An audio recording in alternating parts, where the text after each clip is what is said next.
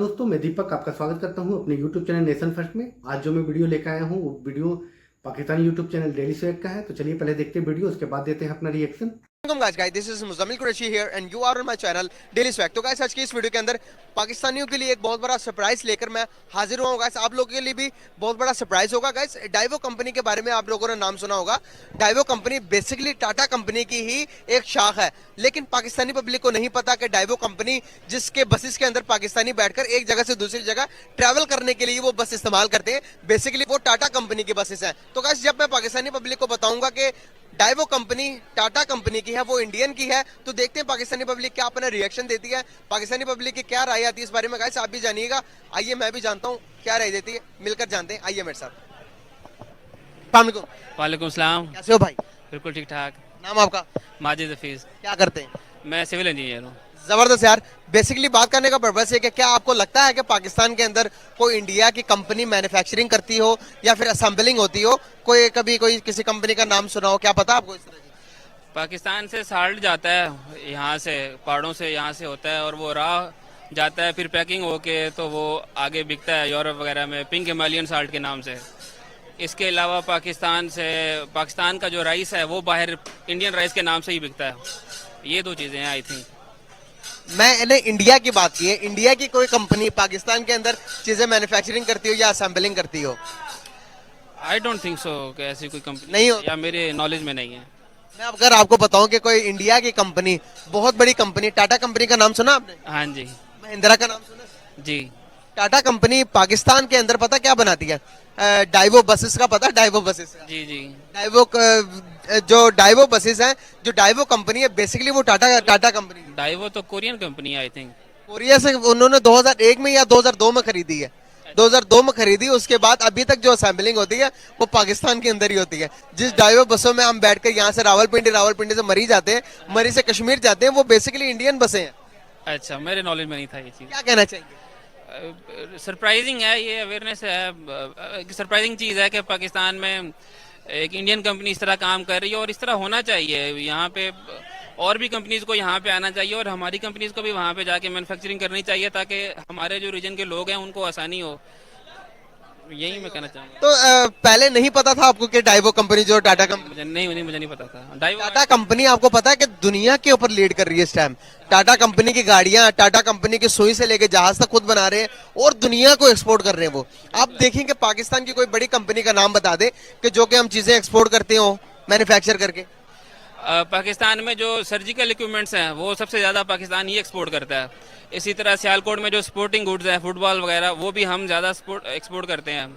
इसके अलावा जो हमारा जो किट्स वगैरह हो गई फुटबॉल प्लेयर्स की, ये चीज़ें भी काफ़ी ज़्यादा बनती हैं सियालकोट में। बस यही चीज़ें हैं, इसके अलावा तो आई डोंट थिंक सो कि ऐसी कोई चीज़ है जो हमारी ज़्यादा बाहर जाती हो। और अगर मैं बात करूं पड़ोसी मुल्कों की, तो पता है कि सबसे ज्यादा क्या चीज वो एक्सपोर्ट करते हैं? इंडिया में इस टाइम मेरे ख्याल में जो कार्स वगैरह की है वो कोई दूसरे तीसरे नंबर पे है आई थिंक। इसके अलावा एग्रीकल्चरल वो अपना काफ़ी ज़्यादा करते हैं, गंदम एक्सपोर्ट करते हैं। अभी तो उनके खैर पाबंदी लग गई है ये यूक्रेन की वार की वजह से, लेकिन वो काफ़ी ज़्यादा ये एक्सपोर्ट करते हैं। इसके अलावा उनकी जो आईटी एक्सपोर्ट्स हैं वो काफ़ी ज़्यादा हैं इंडियन की। इसके अलावा चाइना हमारे साथ है, उसका तो आपको हर किसी को पता है कि उसकी तो सारा कुछ ही उन्हीं का ही है। इसके अलावा हमारे साथ ईरान है। ईरान पे वैसे सैंक्शंस हैं, लेकिन उनके पास चूँकि पेट्रोल ज़्यादा है तो वो भी अपना गुजारा अच्छा कर लेते हैं। इसके अलावा अफगानिस्तान है तो उसका ऐसा कुछ नहीं है। हाँ जी। जिस तरह से अभी आपने बात की कि गाड़ियों के एक्सपोर्ट करते हैं, तो आपने एक्यूरेट बताया। मैं आपको बताना चाहूंगा महिंद्रा और टाटा कंपनी की जो गाड़ियां हैं इटली के अंदर, साउथ कोरिया के अंदर, कोरिया के अंदर, वो सारी गाड़ियां एसयूवी के तौर पर इस्तेमाल होती है, पुलिस एंड आर्मी की गाड़ियों के तौर पर। आप बताएं कि पाकिस्तान के कितना बड़ा अलमिया है। अभी तक कोई भी एक भी पाकिस्तान मेड इन पाकिस्तान गाड़ी नहीं मैन्युफैक्चर हुई कि हुई है, मेरे तो इलम में नहीं है। अगर आपके इलम में कोई है तो बताइएगा कि जिस तरह से इंडिया दुनिया को बीट कर रहा है, अमेरिका को बीट कर रहा है, जापान को बीट कर रहा है गाड़ी मैन्युफैक्चर, कार मैन्युफैक्चरिंग के अंदर, क्या हम आने वाले टाइम्स के अंदर किसी एक भी कंट्री को बीट कर पाएंगे इस सारे रीजन के अंदर? हमारे यहाँ कोई भी चीज़ लोकली मैन्युफैक्चर नहीं होती। हमारे यहाँ इस तरह होता है कि हम लोग पार्ट्स मंगवा लेते हैं, यहाँ पे असेंबलिंग करते हैं। तो मेरा नहीं ख्याल कि हम इसी तरह अगर हम चलते रहे तो हम कोई फ्यूचर में हम किसी दुनिया पे हमारा कोई नाम होगा या हम कहीं आ सकते हैं। हमें अपनी पॉलिसीज चेंज करना पड़ेंगी, हमें चीज़ें यहाँ पे लोकलाइजेशन करनी पड़ेगी, हमें यहाँ पे चीज़ें मैन्युफैक्चर करनी पड़ेंगी। जब तक हम ये चीज़ नहीं करेंगे तो हम नहीं इस तरह आगे जा सकते हैं। आई थिंक अगर हम ये सोचें कि डायरेक्ट हमने गाड़ियाँ बना लेनी है तो इस तरह नहीं होता। पहले आप छोटी छोटी चीज़ें बनाना शुरू करें, एक माहौल लाएं मुल्क के अंदर कि जी ये चीज़ें हम लोकली बना सकते हैं, हम मैन्युफैक्चर कर सकते हैं, तो फिर हम बड़ी चीज़ों की तरफ आहिस्ता आहिस्ता जाएंगे। क्या हम किसी भी सेक्टर के अंदर मौजूदा सूरत हाल को देखते हुए नजर घुमाइएगा, उसके बाद जवाब दीजिएगा, क्या हम इंडिया को बीट कर सकते हैं किसी भी प्लेटफॉर्म के अंदर? आप अगर नजर घुमा के मुझे बता सके तो मेरी ऑडियंस की थोड़ी गाइडेंस हो जाएगी। इंडिया को हमारा किसी ज़माने में एग्रीकल्चर काफ़ी ज़्यादा अच्छा होता था, लेकिन आहिस्ता आहिस्ता वो भी हमने हाउसिंग सोसाइटीज़ बना के, और अब तो हमारा अपना ही पूरा नहीं होता। गंदम का बहरान हम आपके सबके सामने है। के सामने ही है, मुल्क के क्या हालात है गंदम के लिए?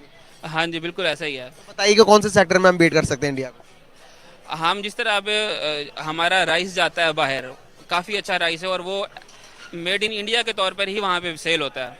तो हम इंडिया के पास जाता कहाँ से है, ये सवाल हर कोई यहाँ पर पाकिस्तानी कहता है कि नमक भी जाता है और राइस भी जाता है। तो बताइएगा कि ट्रेड तो बंद है दोनों मुल्कों के आपसी, ट्रेड बंद है, तो ये ट्रेड चावल जाते कहाँ से, ये नमक जाता कहाँ से, थोड़ा सा बताइएगा क्लियर। देखिए ना, जो ट्रेड बंद है वो पाकिस्तान और इंडिया की बिल्कुल बंद नहीं है। एक तो ये है कि ये बॉर्डर से नहीं करते, ये इस तरह करते हैं कि यहाँ से कई चीज़ें पाकिस्तान इंडिया से पाकिस्तान में आती हैं, वो इस तरह होता है कि यहाँ से दुबई चली जाती हैं, इंडिया से दुबई से इधर आ जाती हैं। इसी तरह बहुत सी चीज़ें जो पाकिस्तान से जानी होती हैं वो यहाँ से दुबई होके जाके वहाँ की उनकी पैकिंग होके तो वो इस तरह भी हो जाती हैं, इसका कोई इशू नहीं होता। दूसरी बात ये है कि आहिस्ता आहिस्ता लोगों में अवेयरनेस आनी चाहिए चीज़ों की, और आहिस्ता आहिस्ता ये चीज़ें इंप्रूव होनी है, एकदम तो नहीं हो सकती। अस्सलाम। कैसे हो भाई? अल्हम्दुलिल्लाह। नाम आपका? मोहम्मद आसिफ याद। क्या करते हो आप? मैं सीएसएस कर रहा हूँ। बहुत आला यार, सीएसएस करने वाले स्टूडेंट मेरे साथ मौजूद है, तो आप बहुत अच्छे मेरे क्वेश्चंस का आंसर दे पाओगे। यार मैन्युफैक्चरिंग के बारे में कोई इन्फॉर्मेशन है कि मैन्युफैक्चर किसी भी कंट्री के लिए कितना अहम किरदार अदा करती है, क्या करती है, कुछ करती है, क्या पता है आपको इस बारे में? यार फर्स्ट ऑफ ऑल तो हमारी कंट्री में फॉरेन डायरेक्ट जो है इन्वेस्टमेंट वो ज़रूरी है, क्योंकि उससे हमारी कंट्री में डॉलर आएगा, और हमें हमारे जो से हैं कंट्री जो से हमारे ये हुक्मरान हैं, इनको चाहिए कि ये फॉरेन डायरेक्ट इन्वेस्टमेंट पर वर्क करे और एक्सपोर्ट पर वर्क करे। और एक्सपोर्ट तब होगी अगर मैन्युफैक्चरिंग हमारे अपनी कंट्री में होगी, और अगर एक्सपोर्ट होगी तो इसका मतलब ये है कि डॉलर्स आएंगे और आपकी इकॉनमी स्टेबल होगी। सही हो गया। हाँ, क्या लगता है आपको कि हमारे रिलेशंस एज अ पाकिस्तानी, अगर मैं बात करूं हमारे पड़ोसी, कौन से पड़ोसी के साथ हमारे रिलेशंस बहुत अच्छे हैं जिससे आप कहोगे कि यार इसके साथ रिलेशन बहुत अच्छे हैं तो हम बहुत ज़्यादा तरक्की कर सकते हैं? आप चाइना के अलावा बताइएगा। इस टाइम जो है चाइना के साथ भी मतलब कि वो तो हिसाब किताब नहीं है, कोई भी कंट्री ऐसा नहीं है कि जिसके साथ बहुत अच्छे ताल्लुकात हैं हमारे। और क्योंकि हर कंट्री इस टाइम ये है कि जहाँ पर उसको मफाद नज़र आ रहा है वो सब कुछ कर रहा है। बिल्कुल सही। क्योंकि जो पाकिस्तान को इस टाइम काफ़ी ज़्यादा कंट्रीज से फॉरेन डायरेक्ट इन्वेस्टमेंट की ज़रूरत थी, जैसे कि एक सऊदी अरब ने वादा किया था फॉरेन डायरेक्ट इन्वेस्टमेंट का, लेकिन उसने फॉरेन डायरेक्ट इन्वेस्टमेंट नहीं की, एफडीआई नहीं की उन्होंने। और अभी अगर वो कर देते तो हम शायद ये कह सकते कि सऊदी अरब के साथ हमारे बहुत अच्छे ताल्लुकात हैं। और दुबई ने भी कहा था, उन्होंने भी नहीं की, बल्कि उन्होंने इवन के इंडिया में कर दी है, और हमें उन्होंने कहा था गालबन $6 बिलियन या $10 बिलियन का, लेकिन इंडिया में $50 बिलियन की उन्होंने इन्वेस्टमेंट कर दी है। सही कह रहे हैं। तो इसलिए हमारा जो से है ताल्लुकात अभी बहुत अच्छे नहीं है, जिसे हम बहुत अच्छे कह सकते हैं। बस ये है कि गुजारा चल रहा है। कितना ज़रूरी है कि किसी भी पड़ोसी के साथ आप लगा लें कि ताल्लुकात बेहतर करने? अगर अफगानिस्तान की बात करूं, क्या हमारे ताल्लुकात अफगानिस्तान के साथ अच्छे हैं? अगर मैं बात करूं ईरान की, ईरान के साथ हमारे ताल्लुकात अच्छे हैं? अगर मैं बात करूं बांग्लादेश के, क्या हमारे बांग्लादेश के साथ ताल्लुकात अच्छे हैं?